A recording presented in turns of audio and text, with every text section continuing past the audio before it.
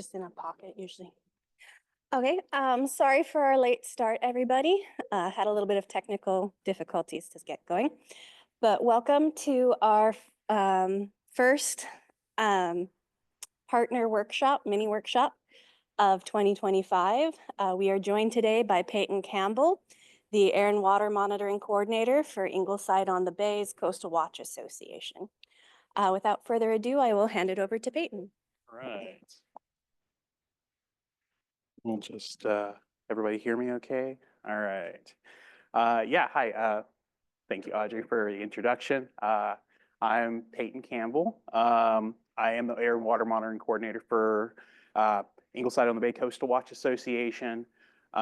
We were founded in 2019, originally to study the impact of sea level rise on the Ingleside on the Bay community.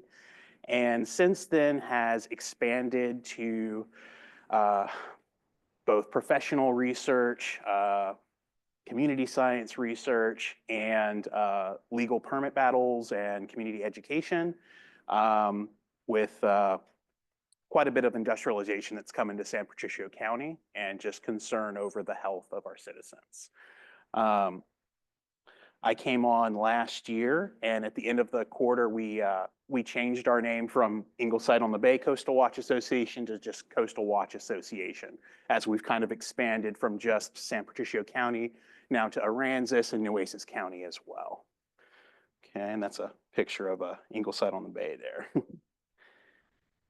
All right, so some of the work we've done in the past, we currently have a series of air monitors throughout San Patricio County, and also one in Port Aransas and one in the Hillcrest community in Nueces County. They're currently monitoring SO2, NO2, ozone, particulate matter 2.5 and 10, and total volatile organic compounds, which we'll go into those here in a little bit as to what they are and why we're studying them.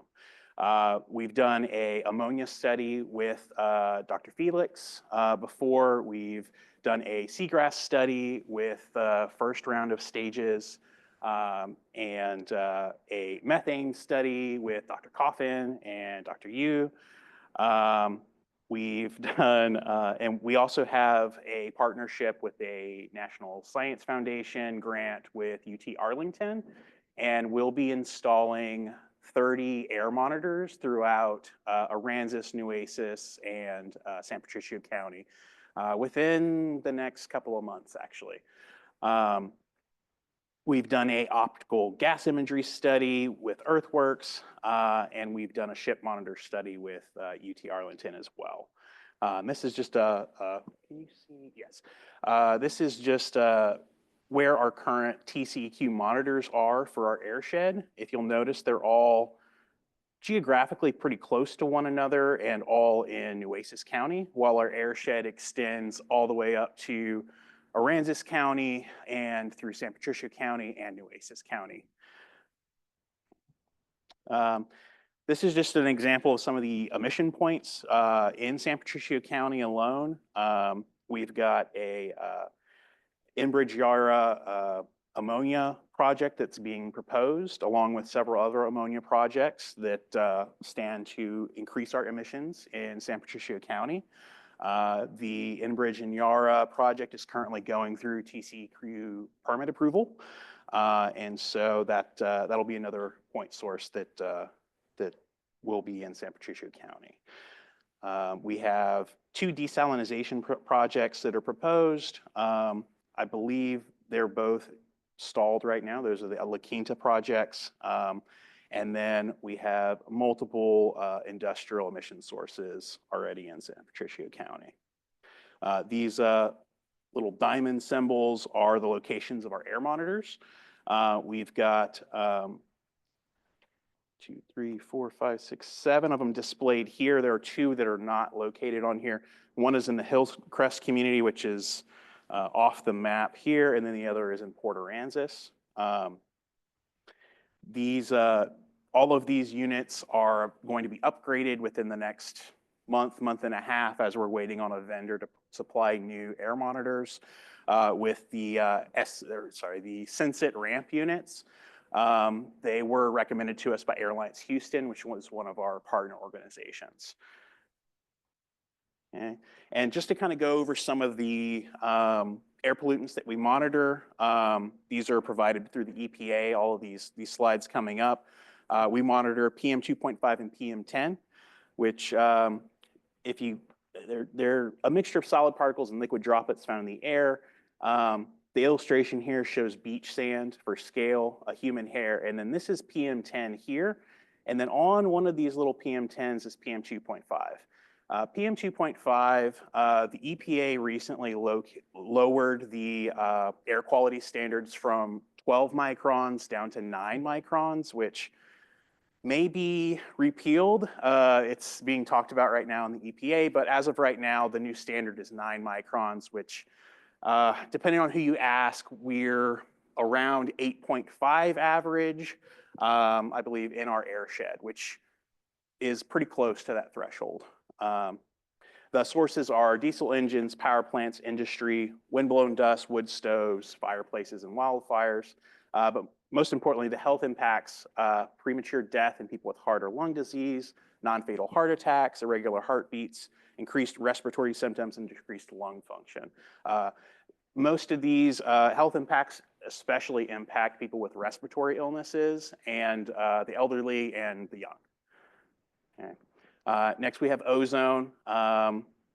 It's highly reactive, not as deadly as some of these other chemicals, but it can lead to a sore, scratchy throat, difficulty breathing, damage to your airways and lung tissue, and increased likelihood of asthma and asthma attacks. Nitrogen dioxide, they're also highly reactive gases. They come from vehicles, any plants burning fossil fuels, off-road equipment, coal-burning stoves, and same thing. They irritate airways, make it difficult to breathe, aggravate existing respiratory illnesses, increase the likelihood of asthma attacks, and increase the risk of developing respiratory infections. We also monitor sulfur dioxide. It also comes from power plants burning fossil fuels, smelting, vehicles, ships, construction equipment, and volcanoes, which we don't really have to worry about here. And it also irritates airways, makes it difficult to breathe, increase the likelihood of asthma and attacks. And then we also monitor volatile organic compounds. They're an air toxic, and they're a group of chemicals emitted as gases from certain solids or liquids. They include a variety of chemicals, some of which may have short and long-term adverse health effects. The worst of them is the benzene, toluene, ethylbenzene, and xylene groups. They are emitted from vehicles, aircraft, gasoline storage tanks, landfills, refineries, factories, oil and gas infrastructure. These are particularly of concern to us because our VOCs are usually quite high in our Ingleside on the Bay area, where we have the largest American oil export terminal, which is the Enbridge terminal. So that's just something that we are concerned about, and that's why we've put in these air monitors to make sure that our citizens are healthy. It's a known human carcinogen. Short-term exposure can cause drowsiness, dizziness, headaches, and irritation to the eyes, skin, and respiratory tract. And long-term exposure can cause blood disorders and adverse effects to the reproductive system. Okay.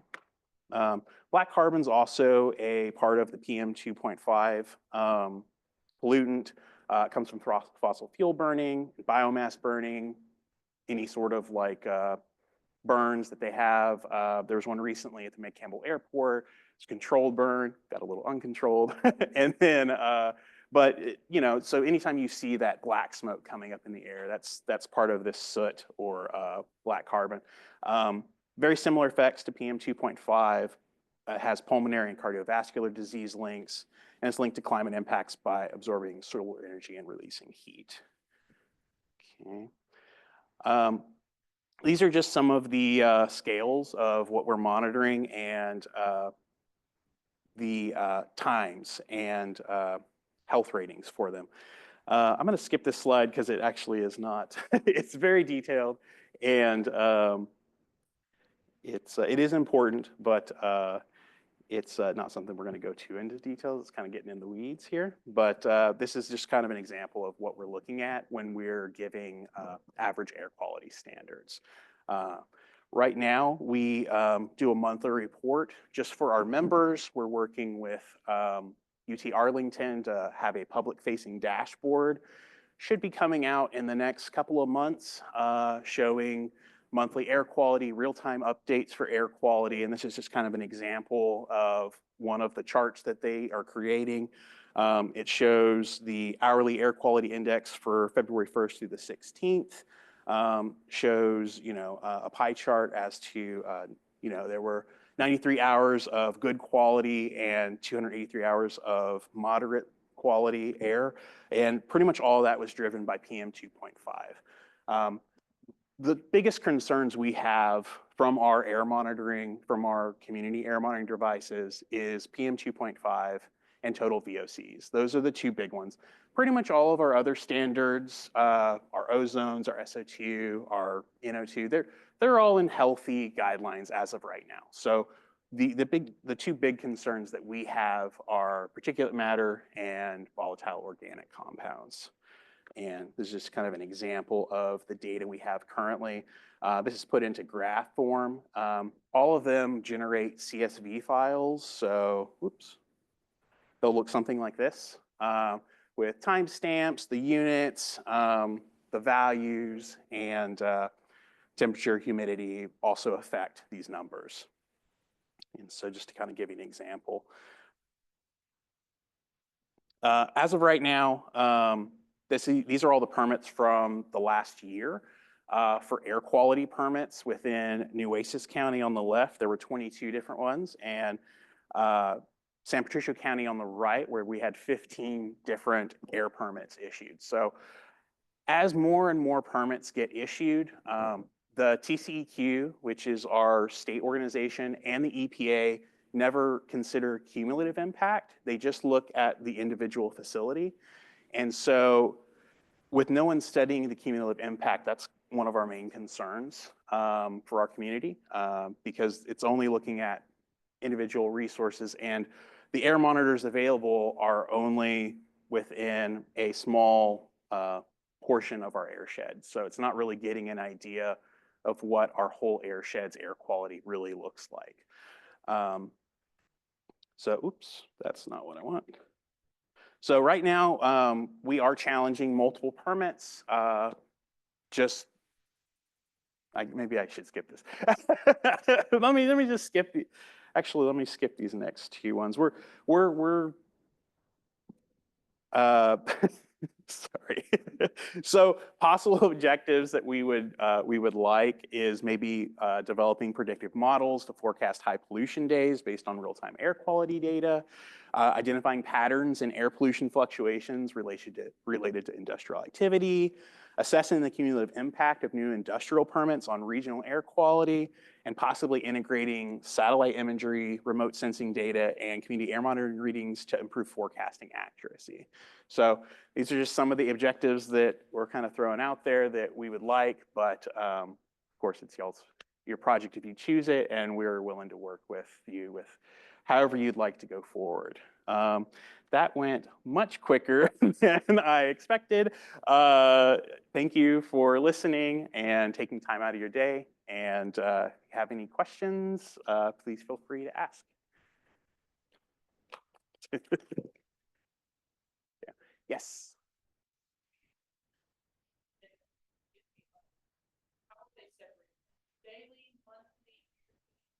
So you were asking if I've got to repeat your question so they can hear on the Sorry. So you're asking how we organize our CSV files. So this CSV file that I was showing, let me go back a little bit. It's organized for a block of days. I believe this one was all of February, so it was like a whole month. But it's also time stamped here. So every 2 minutes was this one going forward. I don't know, I'd have to pull up but yeah, every 2 minutes. So we have they're quite large CSV files, but I mean, they're CSV files, so that's kind of subjective. So it's still not very big, but we have them categorized in archive for months right now.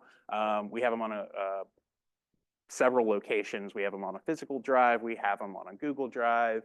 And then UTA also has them on their campus. But we've got from 2020, when we started the monitoring program, till now, so we've got about 5 years of air data that you have access to from our personal monitors. UT also UT main campus also has 3 monitors in Gregory that you'd have access to their data as well, and then TCEQ's data as well. So there's multiple data sources. We don't want you to just use ours. Just so take whatever data you have available, and they're pretty easy to get that data from those 2 sources. UT and TCEQ both have websites where you can request data, and then they'll send it to you. Can you also, sorry, follow up? Oh, follow up. Personal data is available through those sites as well? Our personal data, is it available is the question. Right now, we don't have a public-facing dashboard. It should be available within the next couple months. Okay. They're still working out. Yeah, it's with UT Arlington. So we don't have it publicly available, but it'll be available to students or faculty, whoever wants to access it as part of this project. Or once that goes live, we'll have it archived and available. Yes, whichever one would like to go. Sure. Could I go back to my objectives slide?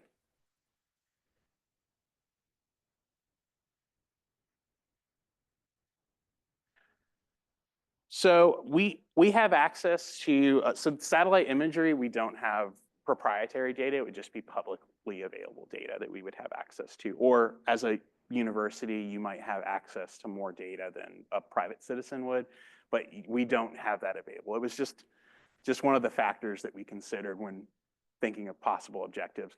Satellite imagery studying air pollution is pretty new, and we haven't really delved into that, but it's a pretty interesting field, and it's where a lot of the research seems to be going because it's more cost effective in large scale. Yes. Yeah.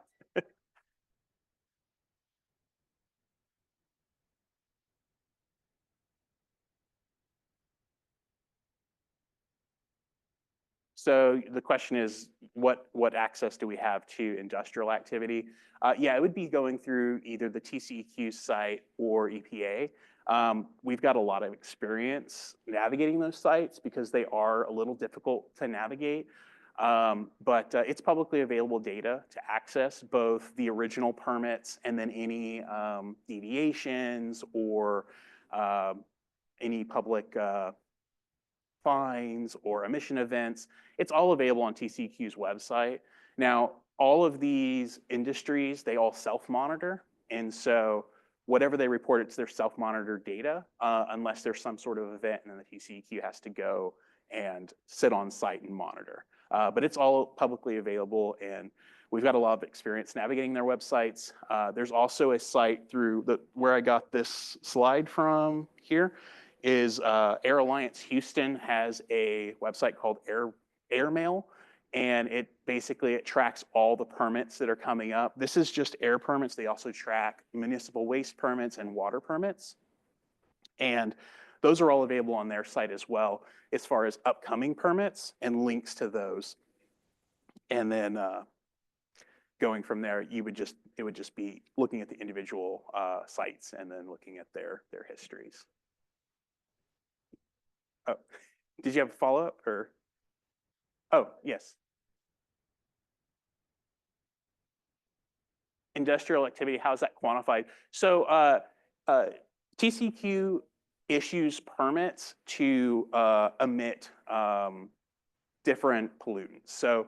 So for example, they would have a certain like CO2 emission volume, like tons per year that they emit.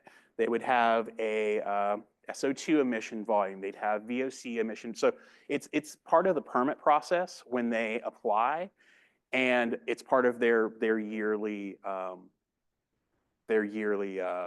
reviews when they submit it to the TCQ when they're self-monitoring. So whether or not they've exceeded those emissions or not. And so those are all available on TCQ's website. So it all is broken down into individual pollutants and how much they're emitting in tonnage per year. Okay, yes. A comment. Okay. Okay.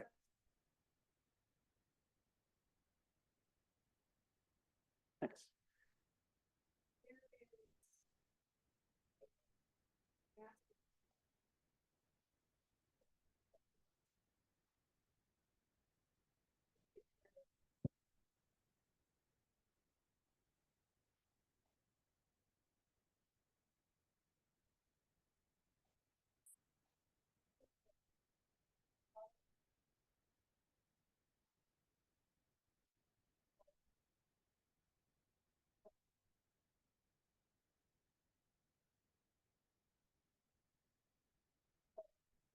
Basically, they have like vertical qualification measurements from the satellite down. Yeah.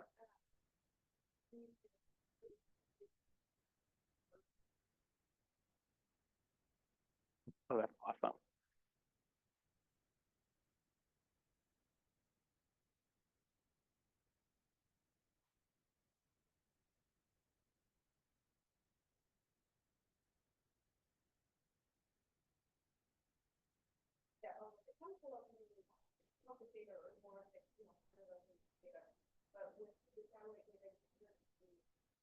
Emissions and hotspots.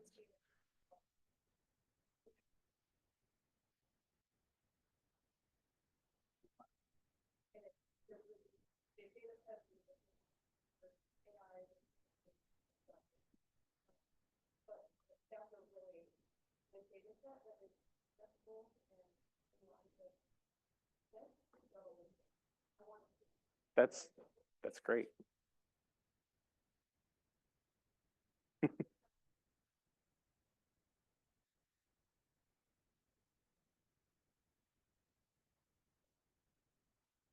Yeah. That's great. Yeah, see, we haven't really delved into any of the satellite imagery, so that's fantastic to know. NASA Tempo. Okay.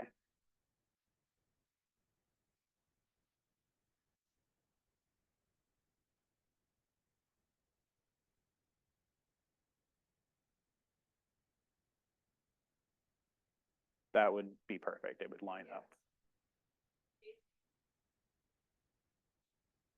Mm-hmm.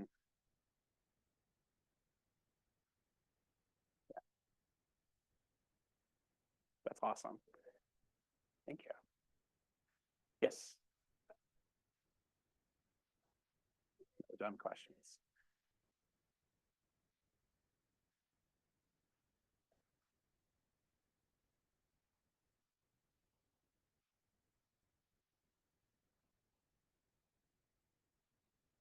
So does industry monitor airports and air traffic? Not that I'm aware of. I don't think they are regulated. But I mean, it would affect air quality with emissions. We do have McCampbell Airport near us. We have, of course, Corpus Christi International Airport. We've got the Naval Base. So there's multiple sources of emissions. Honestly, that one of the biggest emission sources is all the ship traffic. As the port is getting more and more customers, we're getting more and more tankers coming through, some of which are just idling. So that's a big source of PM 2.5 as well. And so that's another concern that we have is the increased ship traffic going through our communities. But as far as I'm aware, I don't think there is any sort of regulatory monitoring of those emissions. Could be mistaken, but I don't think so. Yes.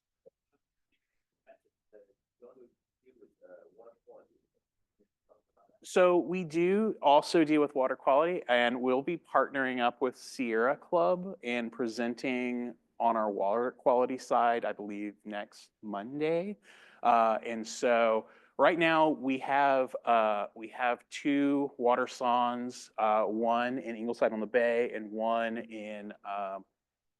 at the aquarium, and they're monitoring turbidity, salinity, dissolved oxygen, temperature, water depth, things like that. And so we have those two monitors going right now, but we'll be partnering with Sierra Club as far as further water research.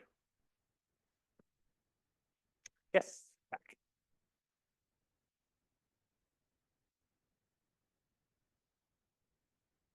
How many models are we using right now? So we partnered with UT Arlington, and they have models for each of the air pollutants that they use. You can't just take the data, you have to actually manipulate it and take into account humidity, temperature, and I believe wind direction as well is also influenced. And so they have algorithms that they use for each of the different pollutants and each of the different sites.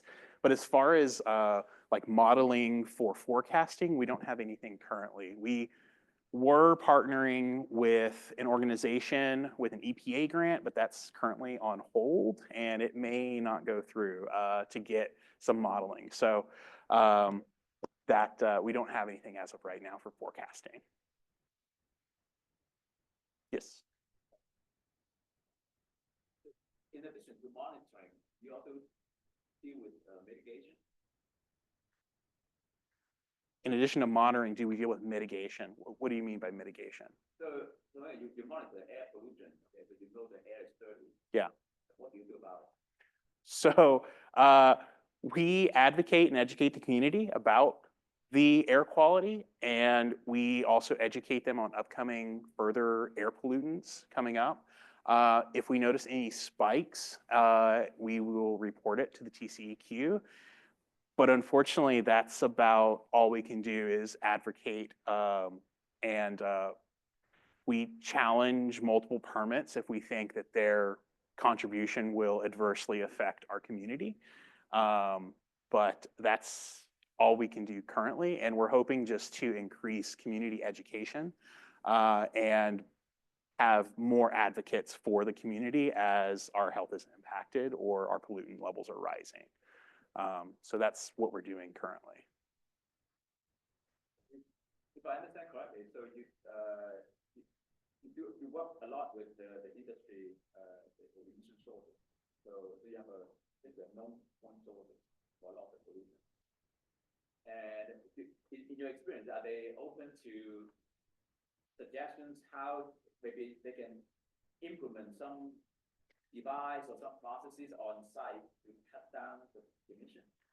We've asked for fence line monitoring and other things that have not been granted from different sources. I don't want to really go into too much detail, but we have reached out, and we get we get a pleasant response, but not much action. I'll just say that. Yeah. Anyone else? Yeah. No, we've got time. So, and again, based on your, if I understand correctly, a lot of the monitoring is done outdoor. Do you also do indoor monitoring? So we don't have any indoor monitoring right now. I do know that I know Dr. Felix was trying to get a grant for some purple air monitors for both outdoor and indoor monitoring, but we don't have any indoor quality monitoring right now. Basically, what all of these stations are is they're on a pole, they're outdoors, and they have a solar panel mounted to them. So they're solar powered. They've got a cell signal or a little SIM card inside, and then they transmit the data to our sources. And so all of these are autonomous. They're not having to plug into any power. They're solar powered, and they take readings. And if there's any issues, we'll go out and physically maintain them. But we don't have anything inside yet. As we expand, that might be an avenue we're looking into. But majority of our monitors have been either privately funded through our organization or through grant monies. So whether they be federal grants or private foundations that are environmental advocacy groups usually that we benefit from. So as we attain more monies from grants and we apply to new grants, then that might be an avenue we'll take. Yes. My question might be a little bit out of the scope of today's talk and in your wheelhouse in particular, but I have several. So, right, this is part of the Ingleside, at least Ingleside on the Bay, or Aransas is part of the Ingleside sand sheet strand plane. And so I have large projects doing biodiversity monitoring, particularly of the isolated wetland ponds, the freshwater ponds. And I'm curious, my question is, do you have some relationships like with Enbridge, is it Rochelle or Rachel Foundation? So the reason why I ask is behind the tank farm there's, you know, it used to be, there was the college that was there. Yeah. I think the military had some sort of like munitions base there Yeah. or something. There's really well intact habitat there. So if you're looking at the Enbridge facility, what direction, what is it, north of it or which? Yeah. Okay, so that's where they're planning on building that ammonia facility. Yeah, so just like, so if the tank farm's here, the ammonia facility is going like right here, which might be exactly where you're talking about. It is. Yeah, yeah, so. Vast. Yeah, so there's a lot of live oaks there. They clear cut a little bit of it, but most of the live oaks are. What's that? Yeah. Because I've reached out to the Rachel. Okay. So we went. So here's the facility here. This area right here is still pretty untouched. The ammonia facility would be going right here. Is that kind of where you're talking about? Yeah, okay, so I see the park. So actually a little further north.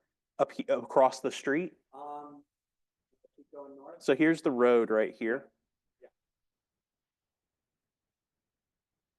So there and Somewhere. north. Okay. Yeah, I don't, from there. I believe Enbridge might, I'm not sure actually who owns that property. So I went to tax rolls. Okay. Yeah. Gotcha. Enbridge definitely owns part of that, but there's also the Rochelle or Rachel Foundation. Okay. Have you heard of them? No, I haven't. Supposedly they're the ones doing these weird things along Ocean Drive where they've bought.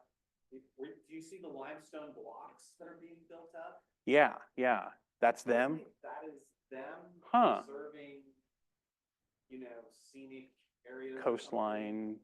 Kind of a mystery foundation. Interesting.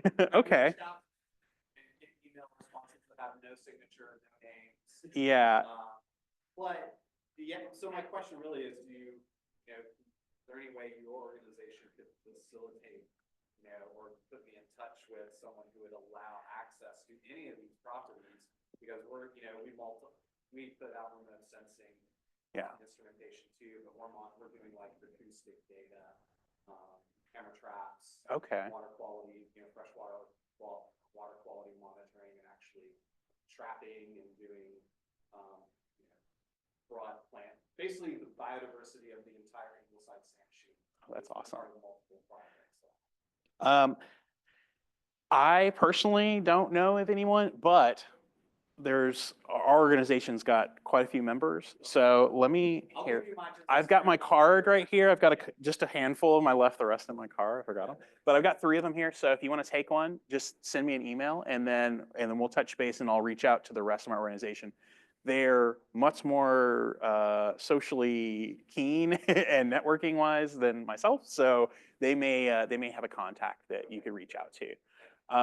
Now I do also know around the McCampbell Airport, we're currently working with the city of or talking to the city of Ingleside because they're trying to approve a permit for a solar farm to go on the wetlands around McCampbell Airport.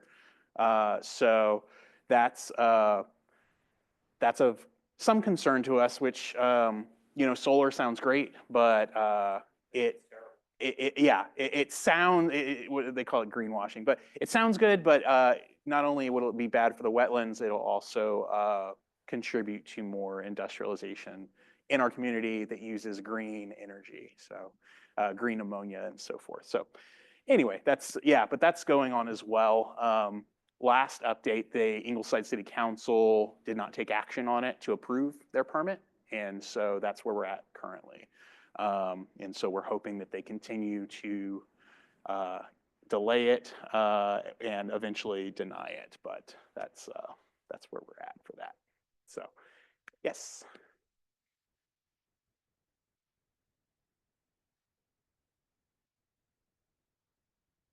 So, so right now there's a blue ammonia facility being proposed, but basically what that means is they're gonna take methane gas in from a pipeline, and then they will separate the hydrogen from the carbon of the methane atoms. They take the hydrogen, they mix it with nitrogen from the air, and it creates ammonia. In the process, there's multiple pollutants that come out from that.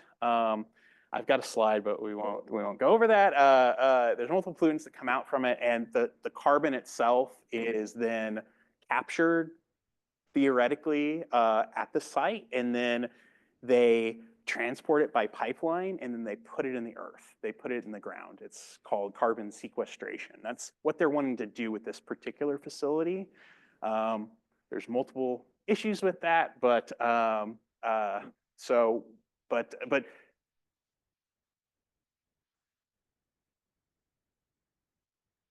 So this company is a partnership with Enbridge, which is like a Canadian oil company, and then Yara, which is a Norwegian ammonia. They're one of the biggest ammonia producers in the world.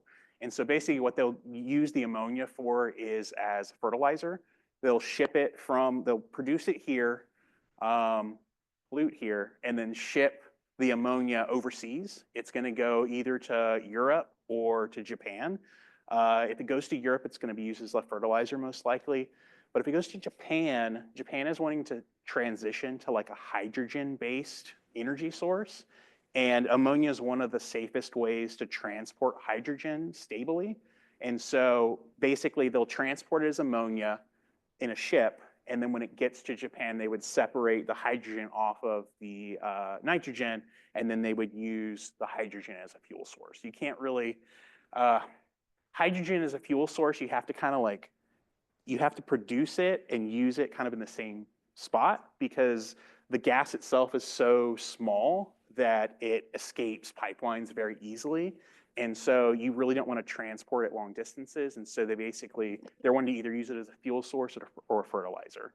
But it will not benefit, none of it will be for America except for like the taxes and the sale of the gas.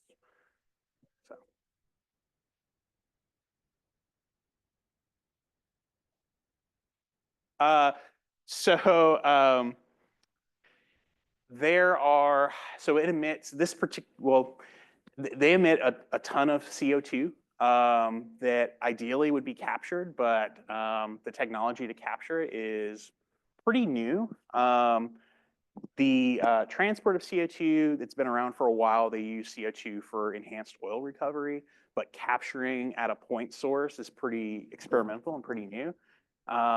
Nothing at the scale we're talking about has really shown, because they say that it can capture 95%, but most likely it'll be like 30 to 50% that they capture, if that, if it even works at all. And so it's quite a bit of CO2 emissions. There's H2S emissions. There's there's a lot of air pollutants that come along with the ammonia. Not to mention that ammonia will be stored there in Ingleside on the Bay, and if there's any sort of incidents with a leak or a catastrophic breach of the containers, if we get a hurricane or anything like that, this type of ammonia is not explosive like some other ammonia facilities. There's, I can't remember the difference in the chemical formula, but some ammonia is very explosive and is used like for, I believe it's another form of fertilizer, but anyway, it's not the case here, but it's extremely deadly if it emits as in the air. So there's actually, I think it was in Houston, there was a tanker that got into like a car accident, and the tanker ruptured, and I think 18 people died around there. I mean, the gas itself is very deadly. And we would be both downwind and downhill in Ingleside on the Bay along the coast there. And so that's kind of a concern that the citizens have, is in case of a catastrophic event or a leak, it might impact them. Plus the carbon dioxide that's being transported by pipeline, if any of those rupture, like happened in Satartia, Mississippi recently, unless emergency responders are like trained and equipped for it, they can't really respond properly because the CO2 will kill any combustion engines that go in it. So if you're driving along and it's near one of those ruptures, your car will die and you'll be stranded in the CO2 plume. And then first responders coming in will have to like walk and pull you out, and they'll have to have full respirators. So it's just there's a lot of concerns with it for the safety of our community, and that's kind of why we're advocating the way we are. So yeah. So hopefully that was helpful. Based on your map, actually, that is not the only ammonia plant. Yeah, so that's the first ammonia plant. These other ammonia plants have been announced, but no permitting has gone through. So we have a feeling that if this one comes to fruition, it will start these like a domino effect. All the other ones will be able to come in without much issue. We already have one there. So, but those are multiple ammonia projects being proposed. And then I believe they will also be tying into either the CO2 pipeline to sequester the carbon to be blue ammonia, or green ammonia gathers the hydrogen from water instead and uses renewable energy sources. So it doesn't use methane as a hydrogen source. And so I believe some of these are green ammonia projects, which we're concerned with the solar farm going up because of that renewable energy available for a green ammonia project. So there's quite a few, like you said, in San Patricio that could be developed. And we do not have any air monitoring over there from a regulatory standpoint. So that's kind of why we've done our community monitoring. Yes.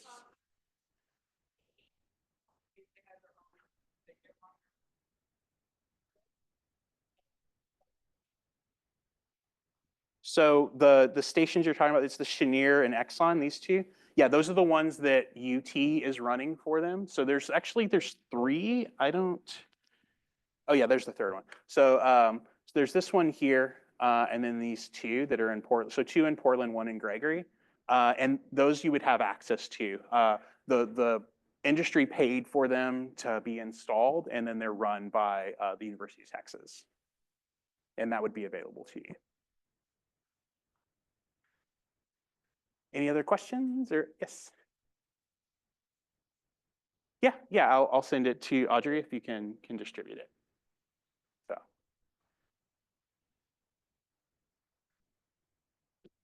Anything else? All right, well, thank you so much. I'd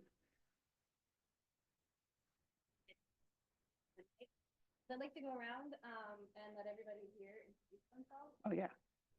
We've had some good conversation. We've met Peyton, but you can start. Sure. I'm Dr. Sean McCracken. I'm an assistant professor in the Department of Life Sciences here. And as I said, I'm a terrestrial ecologist, conservation biologist.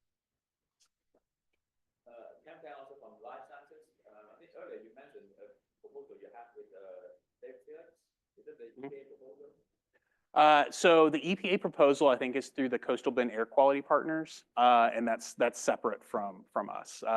We worked with him on a ammonia study that he did. He had ammonia canisters spread throughout San Patricio County, getting like ambient ammonia levels.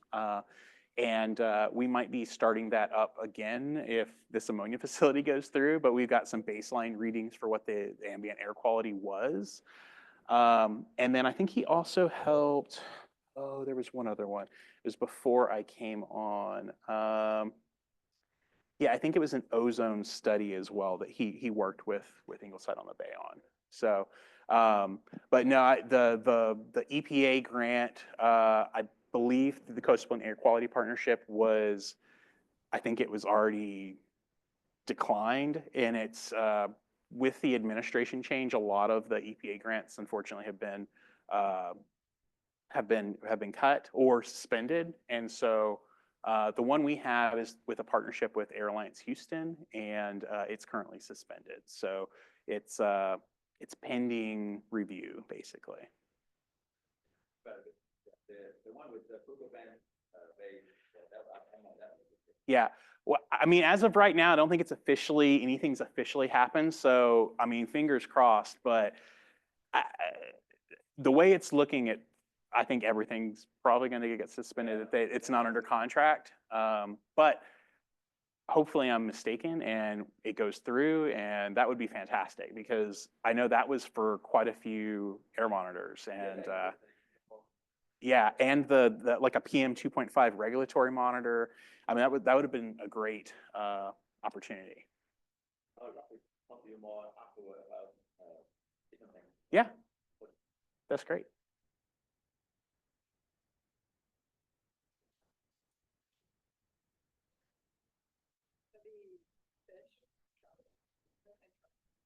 Nice.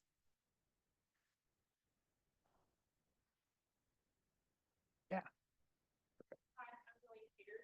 I'm a first-year master's student, but I use satellite data to investigate the lower portion of the atmosphere, which is Awesome. very Yeah. That's perfect. Awesome.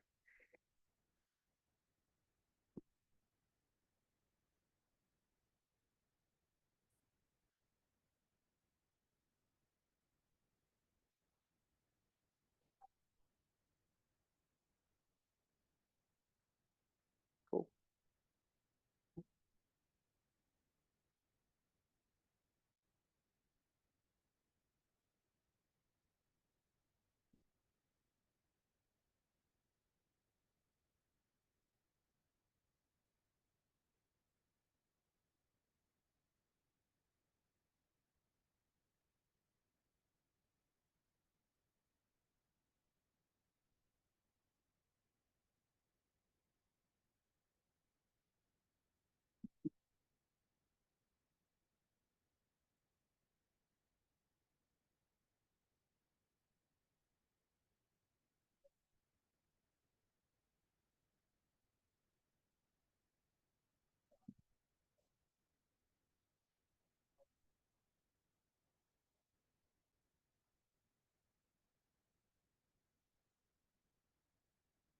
Yeah, we don't do right now any like any groundwater studies. But I mean, that's definitely a concern, especially with the sequestration, is that the CO2 will infiltrate into an aquifer through either a like faulting or through transferring up like well bores, things like that. I've got my background as a geologist, so, I mean, that's definitely something we're concerned about.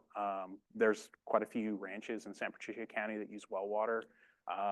But yeah, it's not something we're currently looking into, but that'd be great. You know, it's great work that you're doing currently. And I mean, that would definitely be something to look into, especially if the sequestration effort goes in, just to kind of monitor surrounding wells from where they're pumping it into the ground.